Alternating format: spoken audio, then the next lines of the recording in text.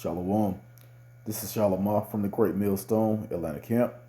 Before I get started in this lesson, I want to give all praises, honor, and glory to Yahweh, Bahashem, Yahweh Shah, Bahashem, Rakak, Kudash. Double honors to my elders and apostles of Great Millstone that teach and rule well. Peace, safety, much love, and blessings to the elect of Israel. The title of this lesson is going to be Who is Fit for the Kingdom? Once again, who is fit for the kingdom? So there are many characteristics of that the scriptures give us of who's going to make it. Who's going to make it to the kingdom? And it's going to be levels. You're going to be, what we're striving for now is to be the 144,000.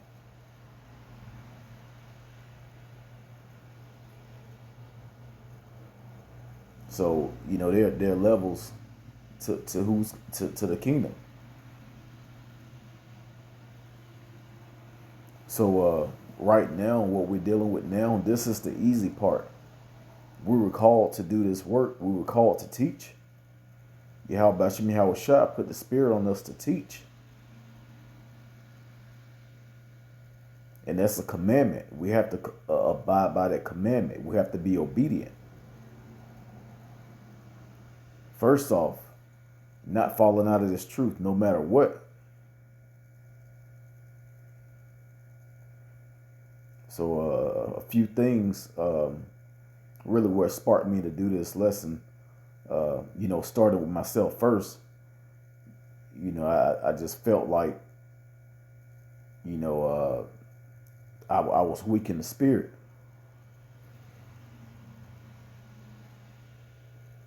And Apostle Tahar, he did a lesson basically saying that we all need to have the same diligence. And that kind of lit a fire up under me to be on fire in this truth and to stay on fire. Not to go into my prayers, but this morning it seemed like I asked for that.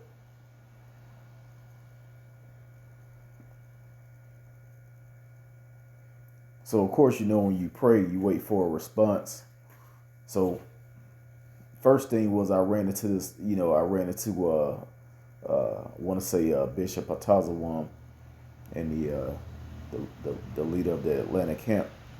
He posted the video of Apostle Tahar, and I was cut. I'm pretty sure a lot of men were, but I was seriously cut because I was feeling like I'm not doing what I'm supposed to do. So we have to be on fire in this thing. Not to be too long-winded, I'm gonna get to the scriptures in a minute, but this kind of what sparked me to do this video. These men that the Lord put that the Lord set up for us to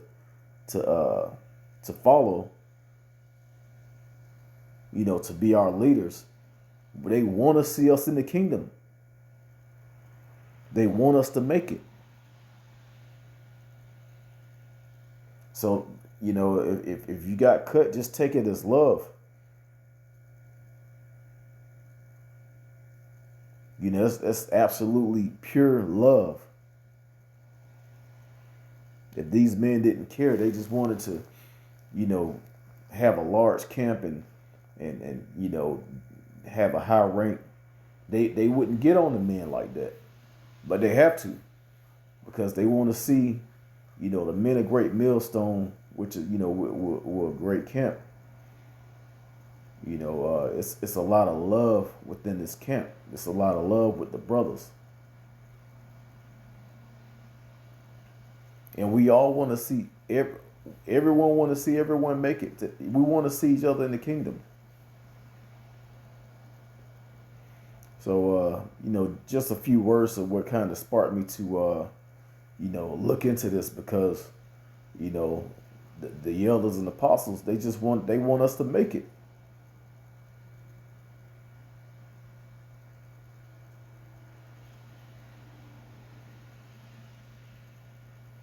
Not only that, this word has to go out. The more people get this word, get this truth, and wake up to it, the faster the elect is going to be sealed, the quicker we out of here and in our own land and in our own kingdom.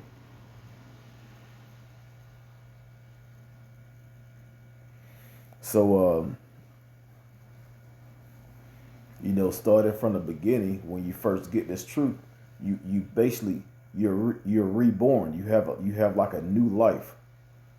You're like a brand new person. You're a babe. You're a baby,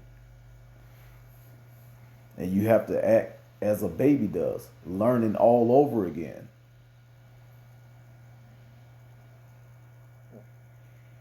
And what do babies do? They learn how to walk. They learn how to talk. They learn how to eat.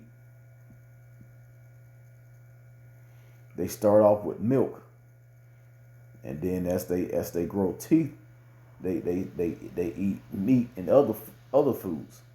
Same thing with this truth. You start off with the basics, and then you get a little, it goes a little deeper. And this truth is very deep.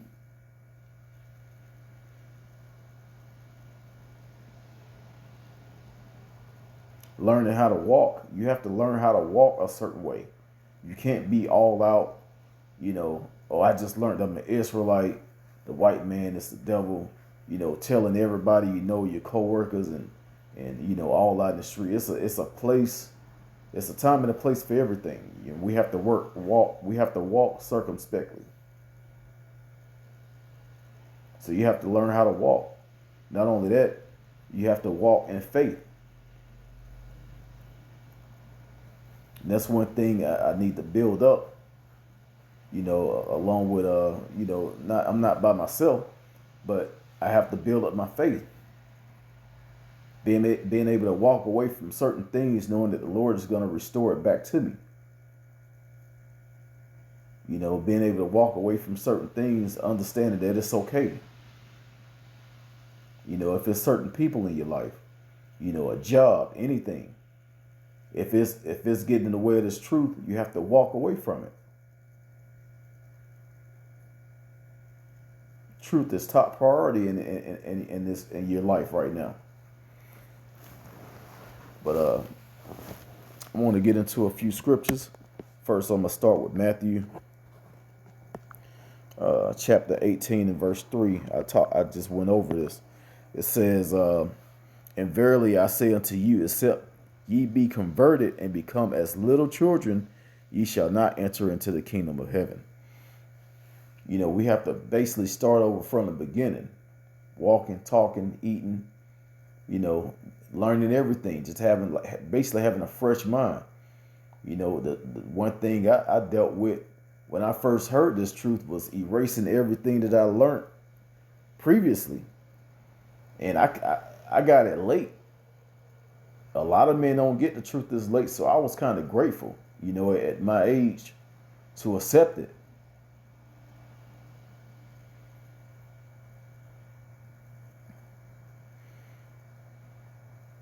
Verse 4, "Whosoever therefore shall humble themselves as little children, the same is greatest in the kingdom of heaven."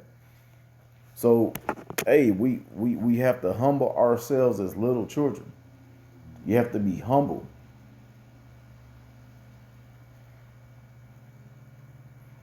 You have to be meek. The scriptures say the meek will inherit the earth. As a matter of fact, I'm gonna get that real quick. Psalms chapter 37.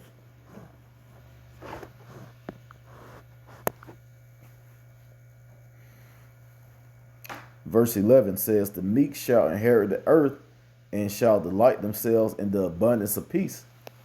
Hey man, we wanna be in that peaceful atmosphere. You have no more worries, no more sorrow. This devil is no longer ruling over you. No more slavery. No more war. No more sicknesses, diseases. Not to speak of eternal life, spiritual powers.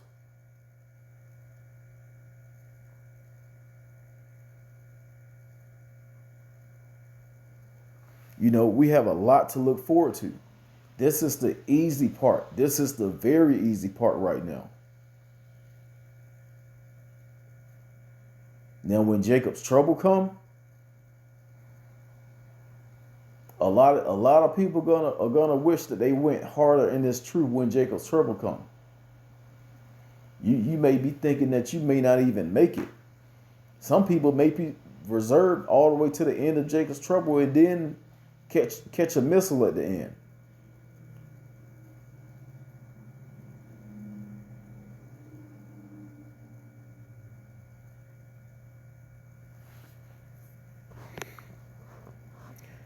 Second, I want to go to the next. I want to go to Revelations.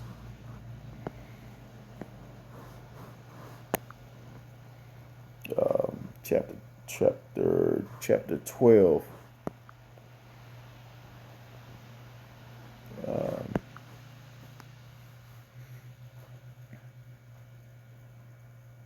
In verse 17, it says, "And the dragon was wroth with the woman, and went to make war with the remnant of her seed." And it's talking about Esau, Edom, this devil, who is the so-called white man today, coming down with great wrath right before his kingdom is coming to an end. He's gonna come down on the men that fear the Lord. This devil, they say, it's gonna be like a madman, sparing none.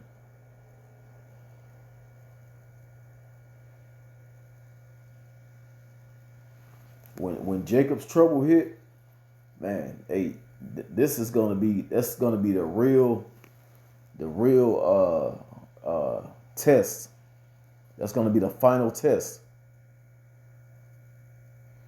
You escape the RFID microchip, which is the mark of the beast. You escape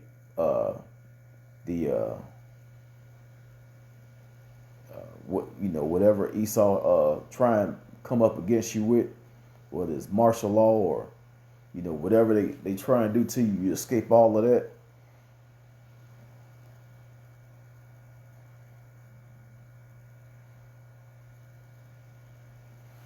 Man, this Jacob's trouble is gonna be real. It's gonna be something like that has never been on the face of the earth ever before. You think about all the things that have happened: World War I, World War II.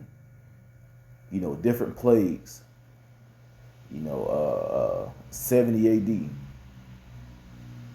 AD. All these things that has happened to all people, that has happened in the earth, is gonna be way worse than that. That's gonna be a hell of a lot of trouble, and we're gonna see that. We're gonna make it to that. Lord's willing, we make it to that and make it through it. I'm gonna read 17 again. It says, "And the dragon was wroth with the woman, and went to make war with the remnant of her seed." The remnant of her seed, the ones that's gonna make it, and the seed is Israel. It says, "Which keep the commandments of Yahweh Bashim Yahweh Shah." Now that's another thing we have to do: keep these commandments to the best of our ability. Now this is in Revelations for those Christians that say we don't have to keep the commandments. We have to keep the commandments because it's pleasing to the Lord. That's showing love to Yahweh Bashim Yahweh Shah. That He commanded you to do something from the beginning, and you coming back to your heritage and keeping those commandments.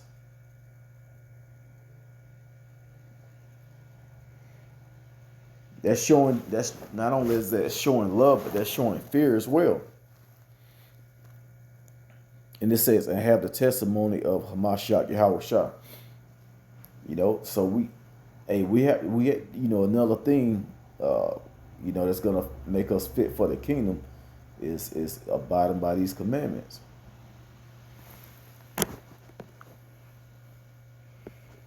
I'm gonna go to Luke real quick.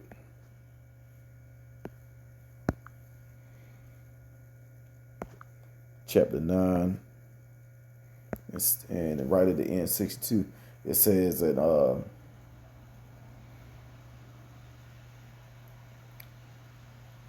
Luke chapter 9 verse 62, and Yahweh Shah said unto him, "No man having put his hand to the plow and looking back is fit for the kingdom. Hey, when you look at the plow, it's a tool for basically getting ready to plowing soil. You looking ahead of you, the work that you have to do. You're not gonna look back at what the plow has already done. You looking towards what you have to do. You can't. Same thing with this life. You can't look back at your old life. You have to look at that renewed man. Now we all have hobbies and things that we've done all our lives. Always been into cars and things like that. But it's a lot of other stuff I did. Wicked things. I had to keep that in the past.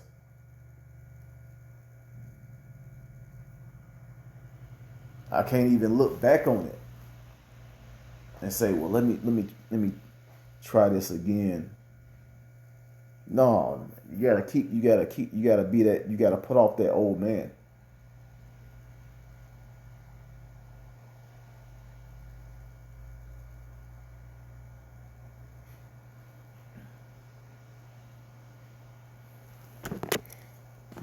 Let me go in the same book, Luke, but chapter 17 and 32. It says 31.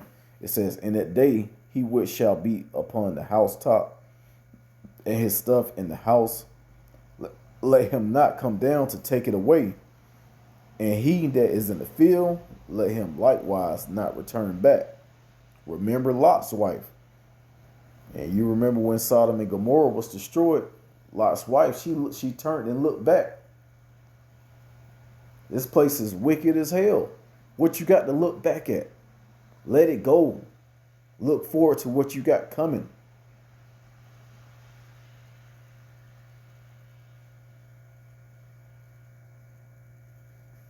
Understand that this place has to go down.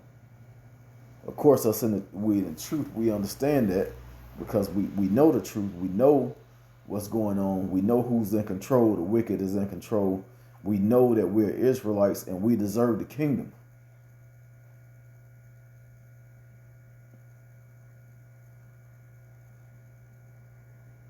We have nothing to look back at. There's nothing here for us.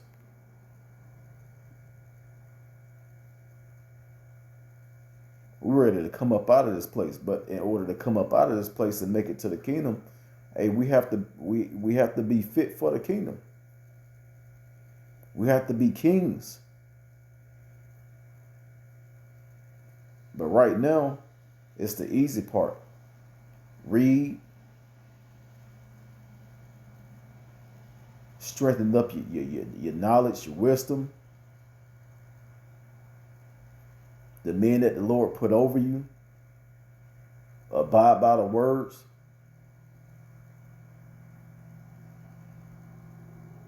Be diligent.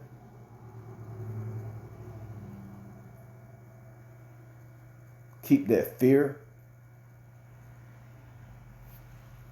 One thing that scares me is watching different movies of destruction. Nuclear missiles hitting and destroying. That's about to happen. The Lord it's going to be a lot of men that the Lord going to preserve all the way to the end. That those missiles are going to hit and destroy. Look at stuff like that. Build up your fear. Know that the Lord is in control of those missiles. The Lord is in control of those missiles. Look at the news. See how many people died over the weekend. I believe here in Atlanta,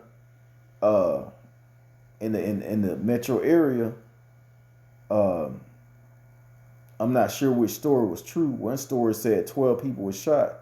One story said it said 12 people were shot, one person died, and then it said from Thursday till Sunday, 22 people were shot and 5 people died. And then you got other cities where it's much worse. Chicago, New Orleans, LA. There's a lot of judgment going on here. That should build your fear up. Because you can be walking anywhere and two dumb niggas get to arguing and start shooting. That bullet can hit you. No matter how fast you can run. You can't run faster than no bullet.